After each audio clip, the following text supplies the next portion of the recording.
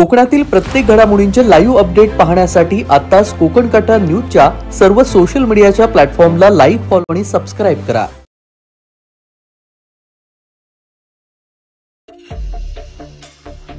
कपडे फाडली, परत हे 20 टाके पडलेत, परत आज आईचा हात फ्रॅक्चर केलेला आहे पूर्ण। कशाने? दगडांनी, रॉडनी मारलेला आहे, रॉडनी वगैरे सगळं मारलेलं आहे। परत माझ्या आई पत्नीला पण मारलेलं आहे, भावाला मारलेलं आहे, भावाच्या बायकोला पण मारलेलं आहे। काल फिर्यादी मी सांगायला गेलो होतो, पी आय भोवर यांनी मला डायरेक्ट कानाखाली मारली। काल मला मारल्यानंतर मी फिर्यादीने मलाच मारतायत, मग मी तरी काय करू? मग मला न्याय कसा मिळणार? गावून सगळं फाडलाय माझा, हे सगळे हात कानातलं मिनातलं सगळं पडलंय माझ्या अन्याय झालाय, मला न्याय भेटलाच पाहिजे। ही अशी बाई 2 तास झाले इथे उन्हामध्ये उभी आहे, कोणी मला न्याय भेटलाच पाहिजे। आम्ही 2 तास इथं बसलोय पण आम्हाला न्याय भेटत नाही। आम्हाला दम देतात तुमचा खून करू म्हणून। तर नंतर मग त्यांची मुले येऊन आम्हाला मुलांनी दगडफेक आणि रॉडनी मारायची सुरुवात केली। त्या रॉडच्या मारायची सुरुवात झाल्यानंतर तो दगड आणि रॉड मला इथे बसला, मला 3-4 टाके पडलेले आहेत। हा सर्व धक्कादायक प्रकार रत्नागिरी जिल्ह्यातल्या खेड तालुक्यातील चिंचघर दस्तुरी ह्या ठिकाणचा। सर्वसामान्य व्यक्तीला न्यायासाठी कशी भीक मागावी लागते त्याचं हे उत्तम उदाहरण। खेडमधील मोहिते कुटुंबियांना झालेल्या भीषण हाणामारीमध्ये पोलिसांनी किरकोळ गुन्हे दाखल करून संशयितांना पाठीशी घालण्याचं काम केलं असून तक्रारदार यांच्या जखमी झालेल्या मुलालाच पोलिसांकडून मारहाण करण्यात आल्याचा आरोप सुरेश मोहिते आणि सागर मोहिते यांनी केला। मोहिते कुटुंबाला खेडमधील बाबाशेठ चव्हाण आणि त्यांच्या टोळीनं मारहाण केली। पोलिसांनी आपली कार्यपद्धती बदलावी, लोकांजवळ सौजन्यानं बोलावं, त्यांना न्याय देण्याचा प्रयत्न करावा, परंतु असं होताना दिसत नाही। सर्वसामान्य नागरिक ज्या आशेवर असतात त्याच पोलिसांकडून अशी अपेक्षा भंग होते, ते याच प्रकरण पाहून आपल्याला कळेल। नेमकं प्रकरण काय ते आधी आपण पाहूयात। मी सुरेश जालिंदर मोहिते, राहणार चिंचघर दस्तुरी, तालुका खेड, जिल्हा रत्नागिरी। सदर व्यक्ती फिर्याद केलेली बाबाशेठ चव्हाण यांनी काल माझ्या आईला मारहाण फाडली, परत हे 20 टाके पडलेत, परत आज आईचा हात फ्रॅक्चर केलेला आहे पूर्ण। कशाने? दगडांनी, रॉडनी मारलेला आहे, रॉडनी वगैरे सगळं मारलेलं आहे। परत माझ्या पत्नीला पण मारलेलं आहे, परत भावाच्या बायकोला पण मारलेलं आहे। आणि जर महिला दगडफेक केली आणि जर महिलांना मारत असतील आणि त्यांची फिर्याद फक्त 324 कलम लावलेला असेल तर मग न्याय हा कधी मिळणार न्याय हा आम्हाला? आणि त्यांना आमचा घेतच नाही, पैशावाल्यांचा न्याय घेताय। कुठल्या पद्धतीची मारहाण आहे? आणि परत न्याय घेताना त्यांना अटक लवकर केलीच नाही। काल आम्ही अटक करणार सकाळी 24 तास झाले तरी अटक केली नव्हती। यांना पैसे भेटले सगळे। आणि काल फिर्यादी मी सांगायला गेलो होतो, पी आय भोवर यांनी मला डायरेक्ट कानाखाली मारली। काल मला मारल्यानंतर मी फिर्यादीने मलाच मारतायत, मग मी तरी काय करू? मग मला न्याय कसा मिळणार? आणि आईला पूर्ण गाऊन फाडून वगैरे लज्जास्पद वगैरे केलेलं आहे। मग ह्या महाराष्ट्रात राहून जर न्याय मिळत नसेल मग मी उपोषणाला आमरण उपोषण करणारच आणि करणार आता परत पुढं। मला न्याय मिळत नसेल तर आम्हाला न्याय हवाय, ते अटक। आणि आता पण धमकी देतात इथं की यांना ठार मारू म्हणून धमकी देतात आम्हाला, अशी धमकी पोलीस स्टेशन आता पण इथे येऊन मला म्हणतात आम्हाला त्यांना बघून ठार मारू म्हणून। म्हणजे जर मला कोण काय करते म्हणून बघतो बोलते, आणि जातीवाचक पण शिव्या देतात आई बहिणीवरनं। मग जर लहान मुलांना पण माझ्या छोट्या मुलांना लागलेलं आहे। माझ्या याच्या पुढे काय करायचं हे मला सरकारने न्याय द्यावा। आणि स्वतः मारण करतात।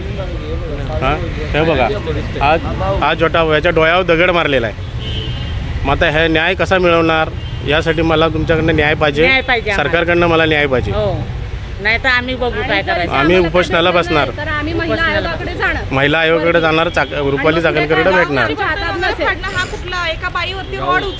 गावून सगळं फाडलाय माझा, हे सगळे हात कानातलं मिनातलं सगळं पडलंय माझ्या अन्याय झालाय, मला न्याय भेटलाच पाहिजे। ही अशी बाई 2 तास झाले इथे उन्हामध्ये उभी आहे, कोणी मला न्याय भेटलाच पाहिजे। आम्ही 2 तास इथं बसलोय पण आम्हाला न्याय भेटत नाही। आम्हाला दम देतात तुमचा खून करू म्हणून।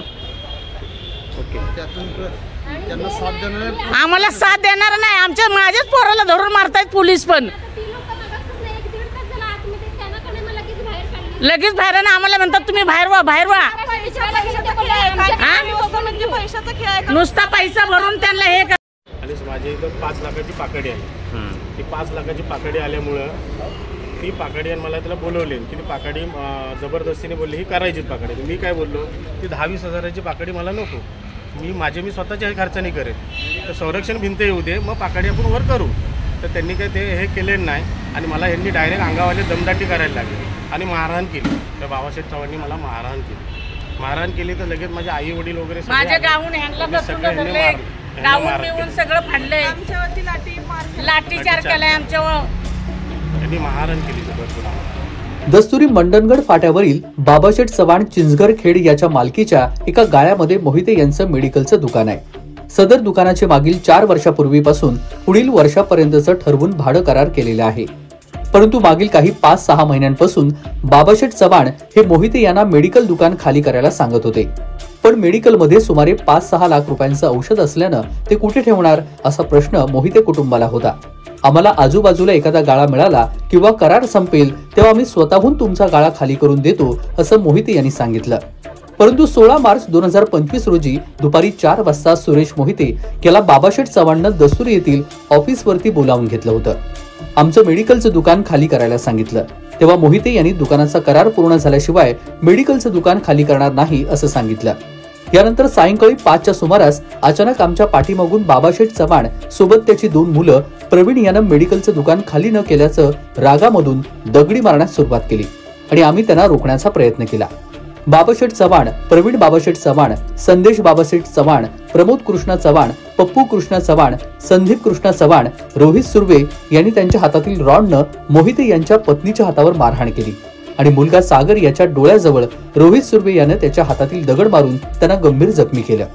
मुलगा सुरेश मोहिते याच्या डोक्यावर प्रमोद चव्हाण आणि संदेश चव्हाण यांनी त्यांच्या हातातील रॉडनं मारून दुखापत केली आणि या भांडणामध्ये माझ्या दोन्ही सुना सोडवासोडव करण्यासाठी आले असता त्यांना देखील वरील सर्वांनी त्यांच्या हातातील रॉडनं आणि दगडानं मारहाण करून जखमी केलं. आम्हाला शिवीगाळ करून तुम्ही यापुढे हे ते कसे राहता ते बघाच आता असं सांगून जीवे मारण्याची धमकी दिली.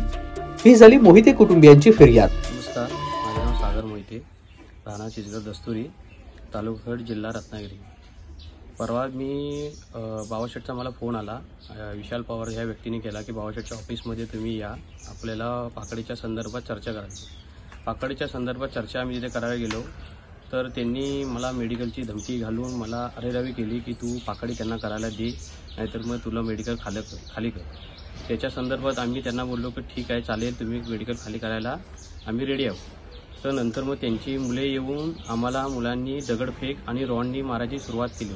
त्या रॉडच्या मारायची सुरुवात झाल्यानंतर तो दगड आणि रॉड मला इथे बसला. मला 3-4 टाके पडलेले आहेत आणि माझ्या आई नंतर गोंधळ झाल्यानंतर आई आली रोडला. त्याच्यानंतर आईला रॉड घालून आईच्या डोक्यावर 12 टाके पडलेले आहेत आणि आईच्या हाताला जो रॉड मारला आहे त्याला आईला 3 फ्रॅक्चर बसलेले आहेत. आणि सदर आम्ही पोलीस स्टेशनला गेलो, पोलीस स्टेशनला गुन्हा नोंद करायला गेलो तर पोलीस स्टेशननी काय आम्हाला गुन्हा नोंदायला हे घेतलं नाही. गुन्हा नोंदवल्यानंतर मग फिर्यादी मुन्ना मोहिते, सुरेश मोहिते हा PIना बोलला की त्यांनी मारली, आम्हाला पण मारा मग तुम्ही. त्याच्यानंतर मग PIनी फिर्यादीलाच 2 कानाखाली मारली. फिर्यादी कानाखाली मारल्याच्या नंतर मग नंतर PI आम्हाला आज जाऊन म्हणतात की सॉरी माझ्याकडून हे झालं. मग नंतर आम्ही बोललो गुन्हा तुम्ही दाखल करणार आहे की नाही. टाके पडून सुद्धा गुन्हा नोंद होऊ शकत नाही. एकदम साधे कलम लावलेले आहेत. समोरच्या व्यक्तीला अटक होऊ शकली नाही. 307 गुन्हा दाखल, टाके पडल्यानंतर तोही झाला नाही. फ्रॅक्चरचा 326 कलम आहे, तो पण त्याच्यात ऍड केलेला नाही. सुरेश जालिंदर मोहिते ज्या दिवशी वाद झाला त्या दिवशी आम्ही पोलीस स्टेशनला गेलो. तिथं वाद निर्माण झाल्यानंतर मी PI भोयर साहेबांना विचारणा केली की ते आरोपी मोकाट अजून सुटले, त्यांना अटक का नाही करण्यात आली. त्याच्यासमोर विचारणा करत माझ्या आईला मारहाण झाली म्हणून मी सांगायला गेलो तर त्यांनी माझ्या झटकन कानाखाली वाजवली आणि तुला जास्त समजतं म्हणून मला आतमध्ये धक्का मारत घेऊन गेले. आणि मग अशा ठिकाणी जर आपल्याला पोलीसच न्याय देऊ शकत नाही मग कोण न्याय देणार आणि न्याय मागण्यासाठी मग कुणाकडे जायचं. याच्यामुळे मी मागण्यासाठी गेलो तर माझ्यावर जबरदस्ती मारहाण करण्यात आली. माझ्या इथं लागलंय तिथंच मला मारण्यात आलं, मला ऐकू पण येत नाही. दरम्यान या सर्व प्रकरणी गुन्हा दाखल झालाय. मात्र पोलीस काय कठोर कारवाई करणार हे पाहावं लागणार आहे. सर्वसामान्य नागरिकांना न्याय मिळणार की नाही हे देखील येणाऱ्या काळामध्ये स्पष्ट होणार आहे. या संदर्भात मोहिते कुटुंब राज्याचे गृहमंत्री योगेश कदम आणि वरिष्ठ पोलीस अधिकाऱ्यांकडे तक्रार करणार असल्याचं देखील त्यांनी सांगितलंय. तेजस बोरगरे, कोकण कट्टा न्यूज, खेड, रत्नागिरी.